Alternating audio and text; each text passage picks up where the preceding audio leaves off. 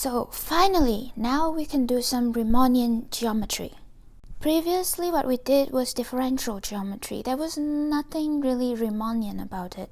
Geometry, the original geometry, before it evolved into something like the current abstract algebraic geometry, well, the original geometry is about concrete things like areas, lengths, angles. In school, we measure all of those for flat surfaces. When we move to curved surfaces like manifolds, we feel a bit worried because it's not clear how to recover notions of length and angles and areas on the manifold.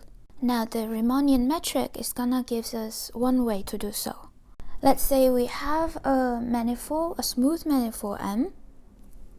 On it, we will put a Riemannian metric G, and such a pair is called a Riemannian manifold. So what's a Riemannian metric? The idea is that the Riemannian metric should define on each tangent space an inner product. And from linear algebra, we know that using inner product, we can define length and angles on tangent space. And from that, we can have notions of orthogonal and even orthonormal vectors. So what type of object is a Riemannian metric? For it to be an inner product on the tangent spaces. Remember that an inner product is a special kind of bilinear form, those that are symmetric and positive definite. But first and foremost is the bilinear form. A bilinear form, therefore, is just a 2 tensor at P. So the Riemannian metric G should associate to every point P a 2 tensor at P. That means it's a section of this 2 tensor bundle.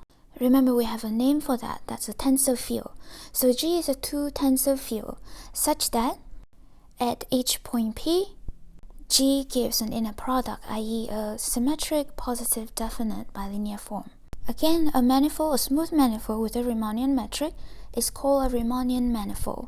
And an isometry between 2 Riemannian manifolds is defined to be a diffeomorphism of manifolds that preserves the metric, i.e. it preserves length. Alright, so that's the definition of Riemannian metric. In practice though, we want to give some kind of explicit description of it. So next we'll discuss its expression in terms of coordinates.